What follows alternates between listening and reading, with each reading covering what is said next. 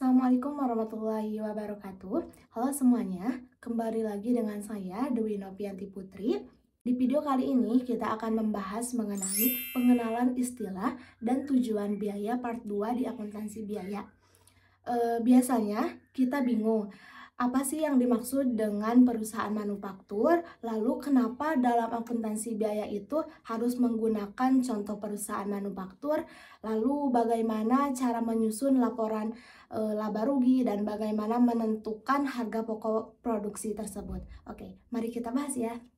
Kita akan membahas dulu 3 jenis perusahaan. Yang pertama ada perusahaan sektor manufaktur, yang kedua perusahaan sektor perdagangan, dan yang ketiga perusahaan sektor jasa. Pembahasan kali ini kita akan lebih membahas mengenai perusahaan dalam sektor manufaktur. Kenapa? Karena secara tidak langsung kita juga membahas dua sektor ini, antara sektor perdagangan dan juga sektor jasa. Perusahaan manufaktur merupakan sebuah badan usaha yang mengubah dari bahan mentah atau bahan baku menjadi barang setengah jadi atau maupun barang jadi yang memiliki nilai jual. Akuntansi pada perusahaan manufaktur memiliki tujuan untuk menentukan harga pokok produksi dari setiap barang yang diproduksi. Klasifikasi biaya manufaktur. Yang pertama ada biaya bahan langsung. Artinya biaya bahan-bahan atau biaya bahan baku yang dibeli yang akan menjadi bagian dari objek biaya. Yang kedua ada biaya tenaga kerja langsung atau BTKL yang merupakan kompensasi atas tenaga kerja pada perusahaan manufaktur yang dapat ditelusuri ke objek biaya. Yang ketiga ada biaya manufaktur tidak langsung. Perbedaan antara biaya-biaya, yang pertama ada biaya persediaan, yang kedua ada biaya periode. Biaya persediaan atau inventoriable cost artinya semua biaya produk yang dianggap sebagai aktiva dalam neraca ketika belum terjual atau masih menjadi persediaan, dan selanjutnya menjadi harga pokok penjualan ketika produk itu dijual. Yang kedua, biaya period atau period cost merupakan semua biaya yang dicantumkan pada laporan laba rugi kecuali harga pokok penjualan. Pertimbangan biaya lain ada dua macam, yaitu biaya utama dan biaya konversi. Biaya utama adalah biaya manufaktur yang langsung, yaitu biaya bahan baku langsung ditambah biaya tenaga kerja langsung. Kalau biaya konversi merupakan biaya gabungan antara biaya tenaga kerja langsung dan biaya overhead pabrik. Kita akan menentukan harga pokok produksi. Nah, apa sih harga pokok produksi itu? Harga pokok produksi merupakan biaya barang yang akan dibeli untuk diproses sampai selesai menjadi produk jadi, baik sebelum maupun selama periode akuntansi berjalan. Di samping ini sudah ada contoh laporan harga pokok produksi. Jika sudah berbentuk laporan, pasti sudah ada nama perusahaan, lalu keterangan laporan tersebut, yaitu ini skedul harga pokok produksi, dan tahun yang berakhirnya 31 Desember 2007.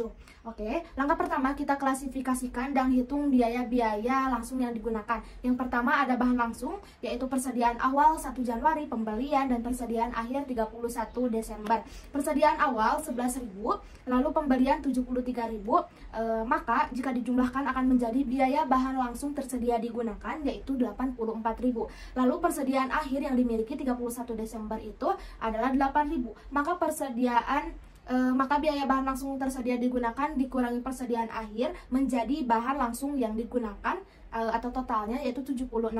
Nah, kenapa di persediaan awal, pembelian, biaya bahan langsung yang digunakan, dan persediaan akhir ini di kolom sebelah kiri? Karena masih merupakan unsur-unsur pembentukan nilai total, dan jika sudah membentuk nilai total di bahan langsung digunakan, maka akan di kolom sebelah kanan karena sudah total. Yang kedua ada biaya tenaga kerja langsung, karena ini sudah menjadi total, maka langsung saja kita taruh di sebelah kanan, di kolom kanan 9.000 ya. Lalu overhead manufaktur, kita bisa masukkan unsur-unsur pembentuk biaya overhead produksi. Yang pertama ada tenaga kerja tidak langsung, perlengkapan, pemanasan listrik dan tenaga, penyusutan bangunan pabrik, penyusutan peralatan pabrik, lain-lain. Nah, untuk biaya-biayanya kita ditaruh sebelah kiri karena itu masih menjadi unsur pembentuk biaya total. Nah, jika sudah ditambahkan, maka akan menjadi total biaya overhead manufaktur total. yang totalnya 20.000 dari unsur-unsur ini. Oke.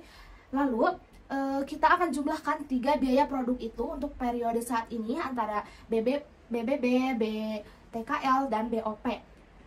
Ini ya, 76.000 ditambah 9.000 yaitu 85.000, 85.000 ditambah 20.000 yaitu 105.000. Biaya manufaktur terjadi selama 2007 itu yaitu 105.000.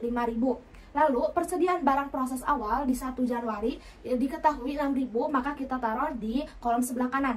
Lalu biaya manufaktur total untuk diperhitungkan yaitu 105.000 ditambah 6.000. Yaitu hasilnya 111.000. Lalu masih ada persediaan barang proses akhir 31 Desember yaitu 7.000.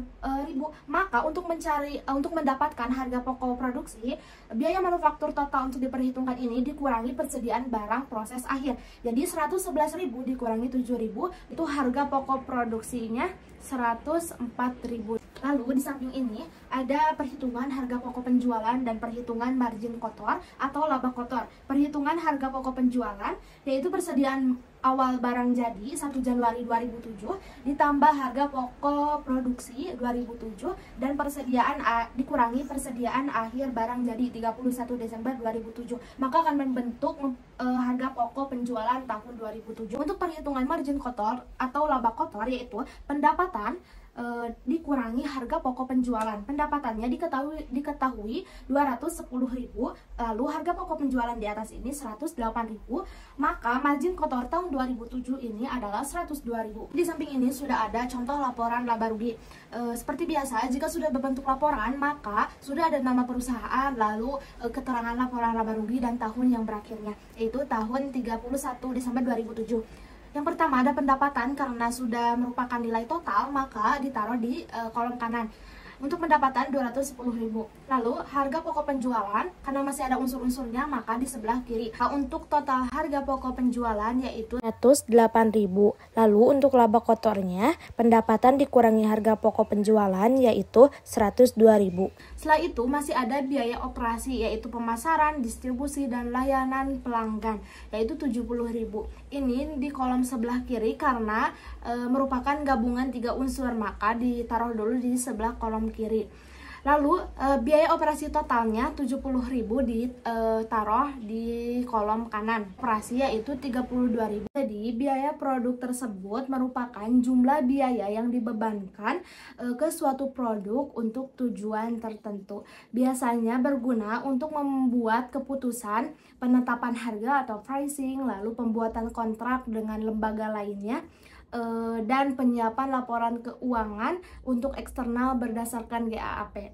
Baik, cukup demikian video penjelasan kali ini. Mudah-mudahan mudah dimengerti. Terima kasih. Wassalamualaikum warahmatullahi wabarakatuh.